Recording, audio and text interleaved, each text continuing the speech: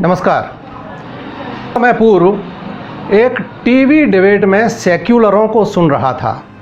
बहस चल रही थी जनसंख्या नियंत्रण को लेकर, लेकिन उसमें यह बिंदु भी आया कि हिंदुओं की तुलना में आनुपातिक रूप से मुस्लिम आबादी तेजी से बढ़ रही है। सेक्युलर साहबों ने शाइस्तगी से फरमाया कि बेमतलब की बातें हैं। मान भी लिया जाए कि देश में मुस्लिम बहुसंख्यक हो गए तो भी कहाँ का आसमान टूट पड़ेगा। मुझे चाशनी में लपेट कर बात करना नहीं आता। प्रजातांत्रिक व्यवस्था में बहुसंख्यक का मतलब है सत्ता पर काबिज होना। मेरा मानना है कि जब तक देश में हिंदू बहुसंख्यक है तभी तक सहिष्णुता और सेक्युलर जैसे शब्द प्रयोग चल रहे हैं। सेक्युलर बंधुओं, आपके तर्क सुनकर मेरी आंखों के सामने 18वीं सदी का मंजर घूमने लगता है। मेरी हैरत तब और बढ़ जाती है जब जनसंख्या नियंत्रण जैसे महत्वपूर्ण सवाल को मुस्लिम विरोधी बता दिया जाता है। तो ऐसे लोगों को मैं कहना चाहता हूं कि हां, जनसंख्या नियंत्रण इसलिए भी जरूरी है कि सर्वधर्म समभाव वाले सहिष्णु हिंदू बहुसंख्यक बने रहें। एक बार हिंदू अल्पसंख्यक हुआ, उसके बाद क्या होगा यह जानने के लिए आइए चलते हैं एक पुरानी कहानी की ओर। यह कहानी है 1734 की। पंजाब के सियालकोट में भागमल नामक एक सज्जन अपने बेटे हकीकत राय को फारसी की शिक्षा दिलवाने एक मौलवी जी के पास लेकर गए। जन्म से ही कुशाग्र बुद्धि के बालक हकीकत ने 4-5 वर्ष की आयु से ही इतिहास और संस्कृत आदि पढ़ना शुरू कर दिया था। उस जमाने में बाल विवाह आम बात थे। तो हकीकत की शादी के बाद पिता को लगा कि मुस्लिम राज्य में रोजी रोटी कमाने और अपने पैरों पर खड़े होने के लिए फारसी सीखना भी जरूरी है। इसलिए वे उसे मदरसे में मौलवी के पास लेकर गए। मौलवी साहब को दस्तूर के मुताबिक मिठाई और कुछ धन देकर पिता ने बेटे को मदरसे में भर्ती करा दिया और उसकी शिक्षा भी शुरू हो गई। धीरे धीरे उसकी प्रतिभा ने मौलवी साहब को भी प्रभावित कर लिया। जो भी पाठ दिया जाता वह उसे तुरंत याद कर लेता, समझ लेता। लेकिन जब वे बार बार उसकी तारीफ करने लगे तो सहपाठी छात्र कुढ़ने लगे। एक दिन मौलवी की अनुपस्थिति में हकीकत अपना पाठ याद कर रहा था, तब शेष बच्चे खेलने और ऊधम मचाने में जुट गए। लेकिन तभी खेलते बच्चों में से एक का ध्यान हकीकत की तरफ गया। उसने दूसरों से कहा, देखो देखो, हम सब खेल रहे हैं और ये हकीकत का बच्चा पढ़ाकू बन रहा है। इसे भी साथ मिलाओ, वरना मियाँ जी के आते ही उनके कान भरेगा और हमारी उल्टी सीधी शिकायत करेगा।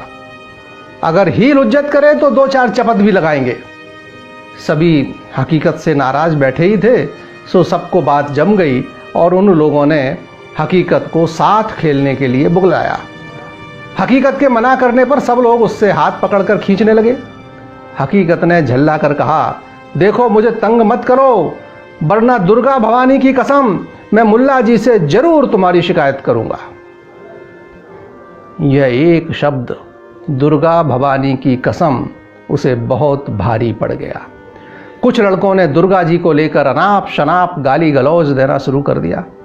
हकीकत ने उन्हें टोका, देखो मुझसे झगड़ा करना है तो करो, मुझे मारो पीटो, लेकिन हमारे देवी देवताओं को तो गालियां देने का क्या मतलब है। लेकिन जब लड़के नहीं माने और अब शब्दों की मानो बाढ़ ही आ गई, तब हकीकत राय ने भी तुर्की बतुर्की जवाब देते हुए कहा कि जो बातें तुम लोग दुर्गा भवानी के लिए कह रहे हो, जो अल्फाज दुर्गा जी के लिए बोल रहे हो, वही सब अपनी फातिमा के लिए भी समझ लो। और उसके बाद बच्चों का यह छोटा सा वाद विवाद देखते ही देखते कितना बढ़ गया, यह पढ़कर सुनकर ही हैरत होती है। मौलवी साहब के आते ही लड़कों ने इकट्ठे होकर हकीकत की शिकायत की। सुनते ही मुल्ला जी पूर्व में की गई हकीकत की सभी तारीफें भूल गए। उसकी जो पिटाई दूसरे लड़कों ने की थी वह कोई मुद्दा ही नहीं समझा गया। उन्हें याद रहा तो केवल यह कि एक काफिर लड़के ने रसूल जादी के खिलाफ अपशब्द निकाले हैं। ईश निंदा कानून जैसे शब्दों की उस जमाने में जरूरत ही कहाँ थी। दुर्गा जी को क्या कहा गया, कौन पूछने वाला था। आनन फानन में मौलवी साहब ने हकीकत राय को शहर काजी के सामने पेश कर दिया।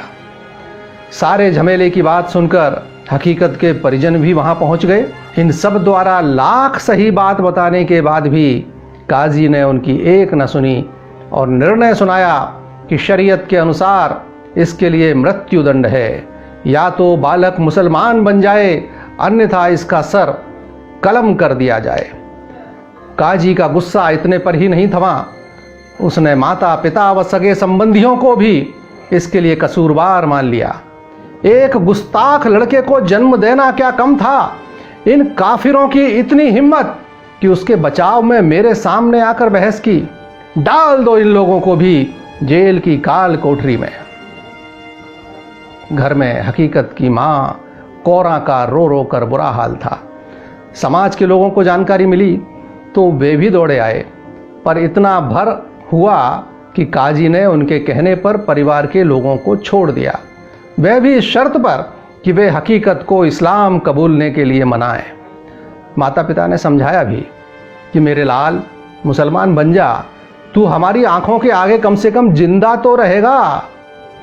किंतु हकीकत राय ने उन लोगों को लाजवाब कर दिया। उसने काजी से मुखातिब होकर पूछा, जनाब क्या इस्लाम कबूल करने के बाद मुझे मरना नहीं पड़ेगा? काजी ने कहा, बेशक। हकीकत ने अपनी बात और स्पष्ट की, क्या कभी नहीं मरूंगा? काजी की समझ में अब जाकर आया। उसने कहा, क्या मूर्खतापूर्ण वाहियात सवाल है? जो पैदा हुआ है एक ना एक दिन उसे मरना तो पड़ेगा ही। हकीकत हंस पड़ा। कोई परवाह नहीं जान रहे या न रहे, 4 दिन दुनिया में मेहमान रहे न रहे, मुसलमान हो भी गया मरना तो फिर भी होगा, काजी तू और तेरे बच्चे सदा धरती पे आबाद रहे। अपने निश्चय पर उसे अडिग देखकर काजी ने कहा कि ये सब बातें तू तभी तक कर रहा है जब तक तूने जल्लाद और उसके हाथ में पकड़ी तलवार नहीं देखी। सारी शेखी निकल जाएगी उसे देखते ही। डाल दो तब तक के लिए इस नाफरमान को हवालात में। स्वाभाविक ही बच्चों के साधारण झगड़े को दिया गया यह रूप तत्कालीन हिंदू समाज को झकझोर गया और इस असंतोष की गूंज सियालकोट के हाकिम अमीर बेग तक भी पहुंची और उसके मार्फत लाहौर के नाजिम तक। सारे हिंदू समाज की दरख्वास्त पर नाजिम ने हकीकत को नामचीन लोगों की जमानत पर जेल से रिहा कर दिया। फिर वही हुआ जिसे हम आज भी छोटे बड़े रूप में गाहे बगाहे देखते रहते हैं। शुक्रवार की नमाज के बाद तकरीरें हुई और लाहौर गरमा गया और नतीजा वही निकला, ढाक के 3 पात। या तो हकीकत इस्लाम कबूल करे या फिर मौत को गले लगाए। और फिर सन 1734 की वह बसंत पंचमी भी आई। वध स्थल पर इतनी कम उम्र के बच्चे पर तलवार उठाते एक बार की जल्लाद की आंखें भी जबडबा गईं। लेकिन सरकारी मुलाजिम था, हुक्म की तामील तो करनी ही थी। हकीकत राय धर्म पर बलिदान हो गया। बसंत जब भी आता है खिलती हुई कलियां मानो पूछती हैं, उस नन्ही कली को मसला गया आखिर उसका कसूर क्या था। अगर वह कसूरवार था तो दुर्गा माँ को गालियां देने वाले बच्चे कसूरवार क्यों नहीं थे। जिस समय हकीकत राय का बलिदान हुआ उसकी 9 वर्षीय पत्नी लक्ष्मी भी बटाला में चिता सजाकर सती हो गई। उनकी स्मृति में वहाँ एक मंदिर निर्मित है। 1947 में भारत के विभाजन से पहले हर हिंदू बसंत पंचमी पर लाहौर स्थित उनकी समाधि पर एकत्रित होते थे। विभाजन के बाद उनकी एक समाधि प्रतीकात्मक रूप से होशियारपुर जिले के ब्योली के बाबा भंडारी में निर्मित की गई है, जहां बसंत पंचमी को हकीकत राय को श्रद्धा सुमन समर्पित किए जाते हैं। जो समझ सकते हैं वो समझ लें और प्रभावी जनसंख्या नियंत्रण कानून की पुरजोर आवाज उठाएं, क्योंकि कुछ भी नहीं बदला है। 16वीं सदी से लेकर आज की 20वीं सदी तक, सियालकोट से लेकर कश्मीर तक, जब तक ये मानसिकता नहीं बदलती तब तक समस्याएं सर उठाती रहेंगी।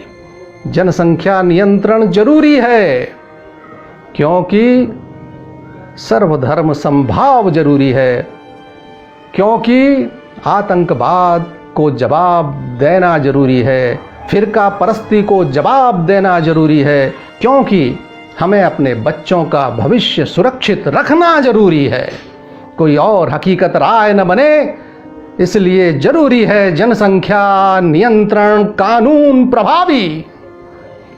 नमस्कार।